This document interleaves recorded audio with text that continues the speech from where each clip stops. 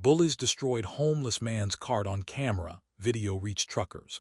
They tracked them down by morning. The shopping cart exploded against the concrete at 9:47 p.m., metal screeching and plastic shattering, and everything Robert Bobby Chen owned in this world scattered across the Lowe's Angel Street like debris from a bomb blast. Clothes, a sleeping bag, 3 pairs of shoes, a photo album wrapped in plastic, canned food, a transistor radio, all of it kicked and stomped and destroyed by 4 young men who were laughing, filming, performing cruelty for an audience of strangers who would watch and share and comment, while a 63-year-old homeless man stood frozen in shock, watching his entire life disintegrate in real time. The video was uploaded to social media at 9:52 p.m. with the caption, "Bum Cart Destruction Challenge LOL." And within an hour it had 10,000 views, within 2 hours 50,000, and by 11:30 p.m. it had reached the wrong people, or maybe the right people depending on your perspective, because it landed in a trucker forum where a driver named Marcus Ironhorse Sullivan was scrolling during his mandatory rest break, and what he saw made his blood run cold, and his jaw clench and his fingers move across his phone, with the kind of purpose that comes from witnessing injustice and deciding that silence is no longer an option. Marcus didn't know Bobby Chen, had never met him, would never have crossed paths with him under normal circumstances because their lives existed in different orbits, one on the highways hauling freight, the other on the streets hauling survival. But Marcus understood something fundamental about humanity that the 4 young men in the video had forgotten or never learned. That every person matters, that dignity isn't determined by bank account or housing status, that destroying someone's possessions isn't entertainment, it's evil, and that sometimes the universe puts something in front of you that demands a response, demands action, demands that you stand up and say no, not on my watch, not in my world. He saved the video, screenshot the poster's profile, and opened the CB radio app that connected him to every trucker within 200 miles of Lowe's Angels, his fingers typing a message that would set in motion a chain of events that would prove that the internet might be full of cruelty, but it's also full of people who refuse to let that cruelty go unanswered. Breaker, breaker. This is Ironhorse with an urgent situation that requires immediate attention from anyone in the Lowe's Angels area who believes that human beings deserve basic respect regardless of their circumstances. I'm sending you a video that's going to make you angry. That's going to make you want to do something. And I'm asking you to channel that anger into action because we've got 4 punks who just destroyed a homeless man's entire life on camera. And I think it's time they learned that the internet works both ways, that when you broadcast your crimes to the world, you invite the world to respond. And tonight the world is going to respond through us. The response was immediate and overwhelming. Within 15 minutes, Marcus had replies from 17 truckers in the LA area, drivers who were parked at truck stops and distribution centers, who were on mandatory rest breaks or finishing deliveries, who saw the video and felt the same visceral rage that Marcus felt, the same need to do something, to fix this, to show these kids that actions have consequences even when you think you're anonymous, even when you think the internet protects you, even when you think that hurting vulnerable people is consequence-free entertainment. But more importantly, Marcus heard from a trucker named Sarah Wildflower Chen. And when she watched the video, her reaction was different from everyone else's because the homeless man in the video, the man whose life had just been destroyed for likes and shares, was her uncle, her father's younger brother, a man who'd been a successful software engineer until mental illness and a series of tragedies had sent him spiraling into homelessness, a man the family had lost track of 3 years ago, a man she'd been searching for without success, until tonight when the worst moment of his life became the beacon that would bring him home.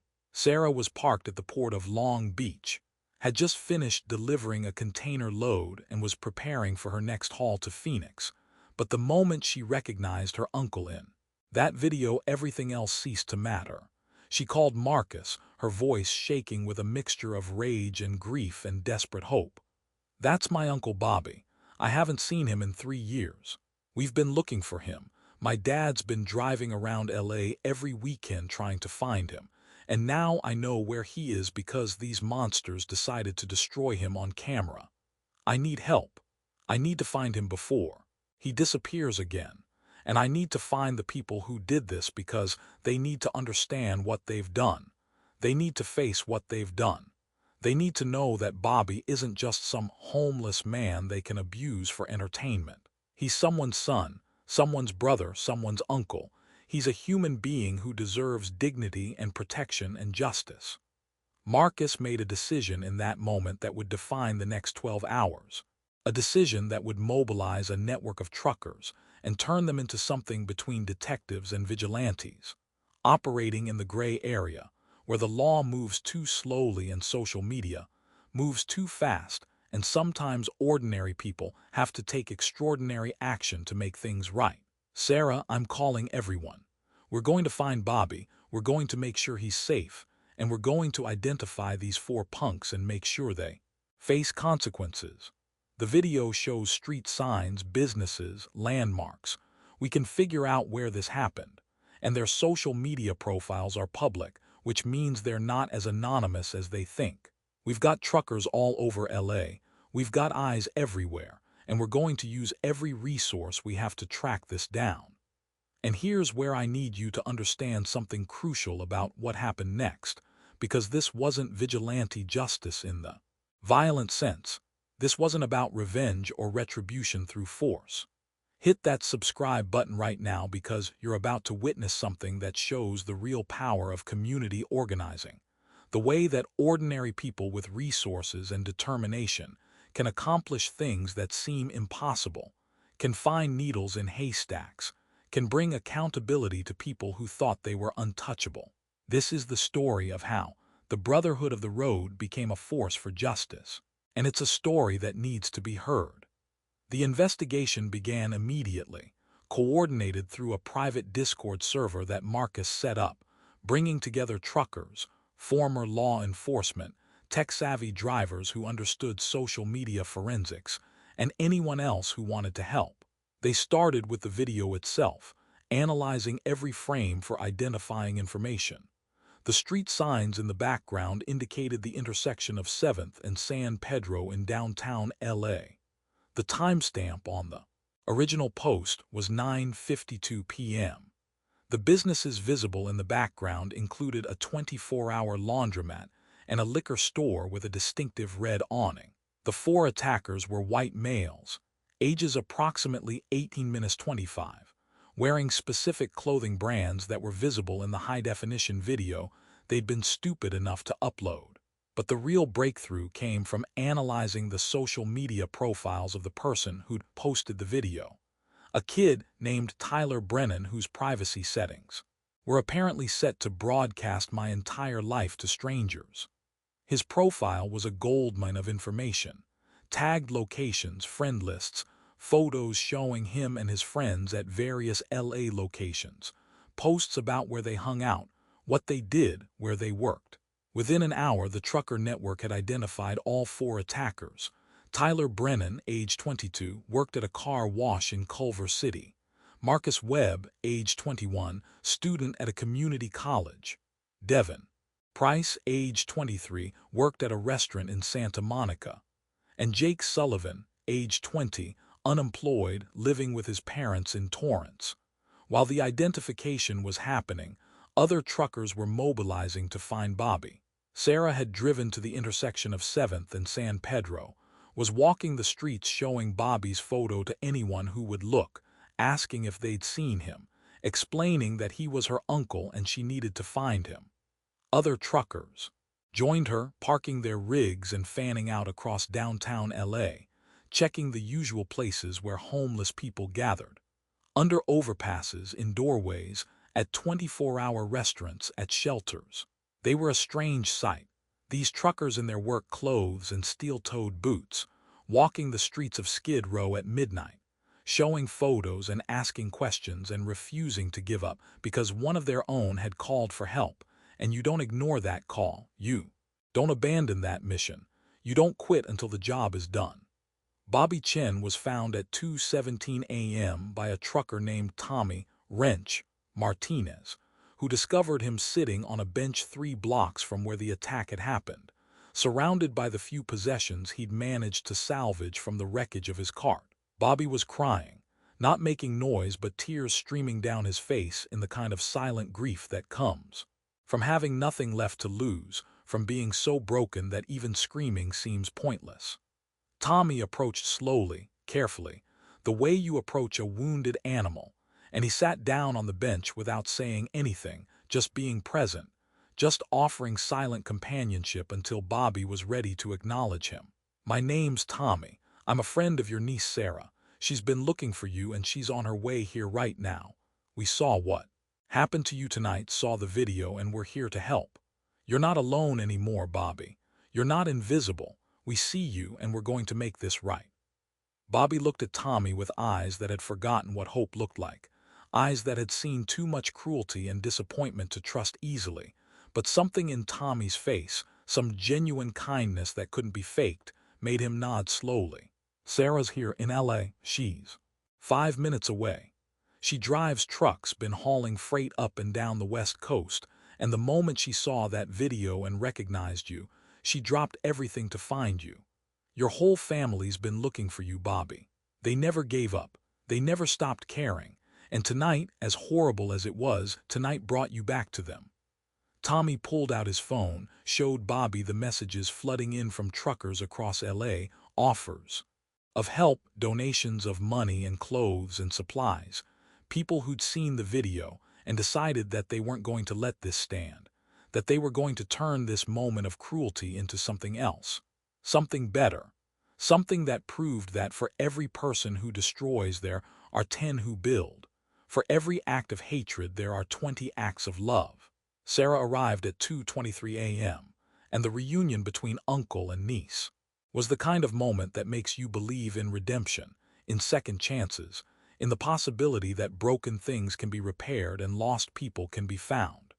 She ran to him, this tough trucker who could handle a 40-ton rig in a snowstorm, and she collapsed into his arms crying like a child, and Bobby held her and cried too. And for a moment the street and the city and the cruelty of the world all faded away, and there was just family, just connection, just the profound relief of being found after being lost for so long. But while the reunion was happening, the other part of the operation was moving forward. The truckers had identified the 4 attackers, had their addresses, their workplaces, their entire digital footprints mapped out with the kind of thoroughness that would have impressed professional investigators. But they weren't going to do anything violent, weren't going to break any laws, because the goal wasn't revenge, it was accountability. It was making sure these 4 young men faced consequences for their actions through legal and social channels, through the same internet that had allowed them to broadcast their cruelty in the first place. Marcus coordinated with a trucker who had law enforcement connections, a retired police officer named David Nighthawk Rodriguez, who understood how to work within the system while still applying pressure. They compiled a complete dossier on the attack, the original video, screenshots of the social media posts, identification of all 4 attackers, evidence of the crime including destruction of property and possible hate crime charges, given that Bobby was Asian, and some of the audio in the video included racial slurs. They sent this dossier to the LAPT, to the district attorney's office, to local news stations, to social media accounts that focused on justice and accountability.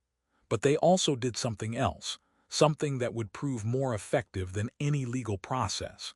They sent the dossier to the employers of the 3 attackers who had jobs, along with a simple message.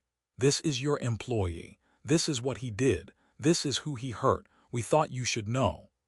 They sent it to Tyler Brennan's boss at the car wash, to Devin Price's manager at the restaurant, to the administration at Marcus Webb's community college. They also sent it to the parents of all 4 young men, because sometimes the most effective accountability comes not from the legal system, but from the people who raised you, who taught you right from wrong, who have to look at what you've become and decide whether they're proud or ashamed. The response was swift and devastating for the four attackers. By 6 a.m., Tyler Brennan had been fired from the car wash, his boss leaving a voicemail that said simply, "We don't employ people who abuse the homeless. Clean out your locker."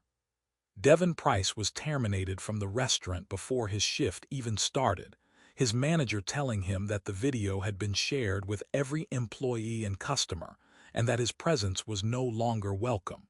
Marcus Webb was suspended from community college pending an investigation. His enrollment status changed to administrative hold, while the school decided whether someone who commits crimes on camera deserves to continue their education. But the real reckoning came from the parents. Jake Sullivan's mother, a woman named Patricia who worked as a nurse and had raised her son to be better than this, showed up at the Discord server through a contact request, asking to speak with whoever was organizing this effort. Marcus took the call, and what followed was a conversation that revealed the complexity of accountability, the way that consequences ripple outward, affecting not just the perpetrators but everyone connected to them. Patricia was crying, her voice breaking as she spoke. "I saw the video, I saw what my son did. I don't know how to process this. I don't know how I raised someone who could do something so cruel. I'm so sorry. I'm so ashamed. Please tell me how I can help make this right." Marcus's voice was gentle but firm. "Ma'am, your son needs to face consequences. He needs to understand that what he did wasn't a prank or a joke or harmless fun. He destroyed a man's entire life for entertainment. He participated in cruelty and filmed it and shared it with the world. The fact that you're ashamed is a good start, but shame isn't enough. He needs to apologize publicly. He needs to make restitution. He needs to face legal consequences. And he needs to understand that his actions have permanently changed how people see him, how the world sees him, how he should see himself." Patricia agreed to everything, promised to bring Jake to the police station to turn himself in, promised to make sure he faced whatever consequences the legal system imposed, promised to get him into therapy and community service, and whatever else it took to ensure this never happened again. The other parents had similar reactions, a mixture of shock and shame and desperate desire to fix what their children had broken. By 8 a.m., all four young men were at the LAPD's Central Division Station with their parents, turning themselves in, giving statements, facing charges of vandalism, theft, destruction of property, and potential hate crime enhancements. But the legal process was just one part of the accountability. The video of the attack had gone viral, but now it was being shared with context, with the full story of what happened next, with Bobby's identity revealed not as a nameless homeless man, but as a human being with a family, with a history, with people who loved him. News stations picked up the story, interviewed Sarah about finding her uncle, interviewed the truckers who'd organized the search and the investigation, interviewed Bobby himself, who spoke with heartbreaking eloquence about what it's like to be invisible, to be treated as less than human, to have your entire life destroyed for someone else's entertainment. The public response was overwhelming. A GoFundMe campaign set up by the truckers to help Bobby get back on his feet raised $340,000 in 3 days.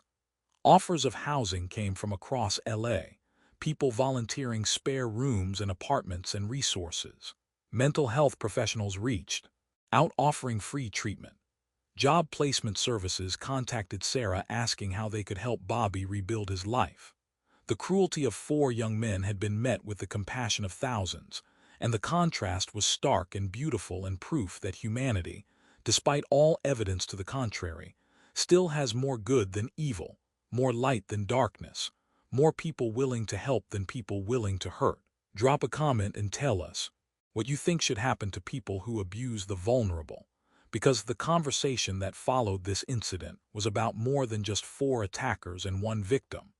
It was about how we as a society treat our most vulnerable members, how we allow cruelty to be normalized as entertainment, how we can use the same technology that spreads hatred to spread accountability and justice and compassion. Bobby Chen moved in with Sarah's family too. Weeks after the attack, taking a room in her father's house in San Diego, beginning the long process of recovery and healing. He started therapy, began taking medication for his mental illness, reconnected with family members he hadn't seen in years. The photo album that had survived the attack, the one wrapped in plastic that contained pictures of his life before homelessness, became a bridge to his past, a reminder that he was more than his worst moments, more than his struggles, more than the victim in a viral video. He was a son, a brother and uncle, a former engineer, a man who'd loved and lost and survived, and was now being given a chance to rebuild. The four attackers faced varying consequences based on their level of involvement and their responses to being caught. Tyler Brennan, the ringleader who'd posted the video, received the harshest treatment, 6 months. In county jail, 3 years probation, 500 hours of community service specifically working with homeless populations, and a permanent criminal record that would follow him for the rest of his life. Marcus Webb and Devin Price received similar but slightly lighter sentences. Jake Sullivan, whose mother's intervention and his own genuine remorse impressed the judge, received probation and community service but no jail time, with the understanding that any violation would result in immediate incarceration. But beyond the legal consequences, all four young men faced something perhaps more impactful, social consequences that would follow them forever. Their names were permanently associated with the attack, searchable on Google, attached to news articles and social media posts, and the collective memory of the internet. Future employers would find the story. Future romantic partners would find the story. Future neighbors and friends and colleagues would find the story. They'd branded themselves as cruel, as bullies, as people who abuse the vulnerable, and that brand would never fully wash off, would never completely fade, would always be there as a reminder that actions have consequences, that the internet never forgets, that cruelty leaves scars on both the victim and the perpetrator. The trucker community that had mobilized to find Bobby and identify his attackers became something of a legend in both trucking circles and social justice communities. They'd proven that ordinary people with determination and resources could accomplish extraordinary things, could bring accountability where the system moved too slowly, could find the lost and protect the vulnerable, and ensure that cruelty didn't go unanswered. Marcus Ironhorse Sullivan became a spokesperson for what he called digital accountability, giving interviews about how communities could use technology and organization to respond to injustice, to protect victims, to ensure that viral cruelty was met with viral compassion. Sarah Wildflower Chen continued driving trucks, but also became an advocate for homeless populations, using her platform and her story to raise awareness about mental illness, about how quickly someone can fall from stability to streets, about how the homeless aren't nameless, faceless others but someone's family member, someone's loved one, someone who deserves dignity and protection and help. She spoke at conferences and community meetings, always bringing Bobby with her when he was comfortable, letting him tell his own story in his own words, giving him back the voice and agency that homelessness and mental illness had stolen. Bobby himself became a symbol of redemption and recovery, proof that it's never too late to come back, to rebuild, to find your way home. He eventually got a part-time job doing IT support for a small company, using skills that had lain dormant for years but never fully disappeared. He started volunteering at homeless shelters, helping others navigate the systems and resources that had helped him, paying forward the compassion he'd received. He never forgot the night his cart was destroyed, but he also never forgot the night he was found, the night his niece came running through the darkness to hold him, the night the truckers mobilized to ensure he wasn't invisible anymore. The shopping cart that was destroyed that night was replaced by a new one, purchased by the truckers and filled with supplies, But Bobby never needed to use it because he never returned to the streets. The new cart was donated to another homeless person, along with a note explaining its history, explaining that it represented not just supplies but hope, not just material goods but the promise that people care, that community exists, that cruelty can be answered with compassion. That cart became part of a program Sarah started, Carts of Hope, where truckers and volunteers would assemble and distribute carts filled with supplies to homeless populations across California, each cart carrying a note with Bobby's story and the message that you're not invisible, you're not forgotten, you matter. The video of the attack was eventually removed from most platforms, flagged and deleted for violating community standards. But the video of what happened next, the story of Bobby's rescue and the attackers' accountability and the community's response, that video stayed up, was shared and reshared, became a teaching tool in schools and community organizations about digital citizenship, about consequences, about the power of ordinary people to create change. It was viewed millions of times, and the comments section became a place where people shared their own stories of homelessness, of finding lost family members, of witnessing cruelty and deciding to respond with compassion. 3 years after the attack, Bobby Chen stood at a podium in downtown Los Angeles, speaking at an event honoring the truckers who'd saved him, and his words captured something essential about what had happened that night and in the days that followed. I was invisible for 3 years. I walked these streets and people looked through me like I was a ghost. I was hungry and cold and scared and alone, and I thought that's how I would die, invisible and forgotten. But then the worst thing that ever happened to me became the best thing, because it made me visible again. Those 4 young men thought they were destroying me for entertainment, but what they actually did was send up a flare that brought my family and this community running. They thought they were showing the world how powerless I was, but what they actually showed was how powerful compassion is, how strong community is, how determined people can be when they decide that cruelty won't stand, that vulnerability deserves protection, that every human being matters. Bobby's voice grew stronger as he continued. The truckers who found me, who tracked down the people who hurt me, who raised money and offered help and refused to let me disappear again, they didn't know me. They had no obligation to me.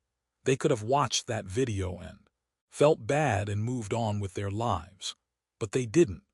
They decided that what happened to me mattered, that I mattered, and they mobilized an entire network to make sure I was safe and that the people who hurt me faced consequences. That's not just kindness, that's justice. That's not just compassion, that's community. That's what it means to be human in the best sense of the word. The truckers in the audience, Marcus, and Sarah and Tommy and dozens of others who'd been part of that night's operation, stood and applauded, not for themselves but for Bobby, for his courage, for his survival, for his willingness to stand up and tell his story and help others understand that homelessness isn't a moral failure. It's a circumstance, and circumstances can change when people decide to help instead of hurt, to build instead of destroy, to see instead of ignore.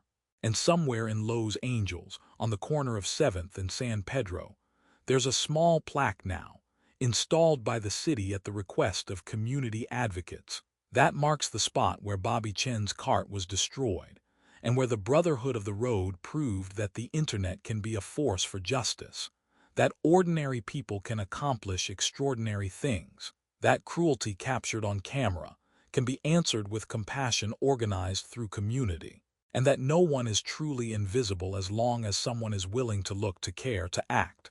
The plaque reads simply, "Here, cruelty was met with compassion. Here, the lost was found. Here, community proved stronger than hatred." May we always remember that every person matters, that dignity is not negotiable, and that when we see injustice, we have a choice, to look away or to respond. May we always choose to respond.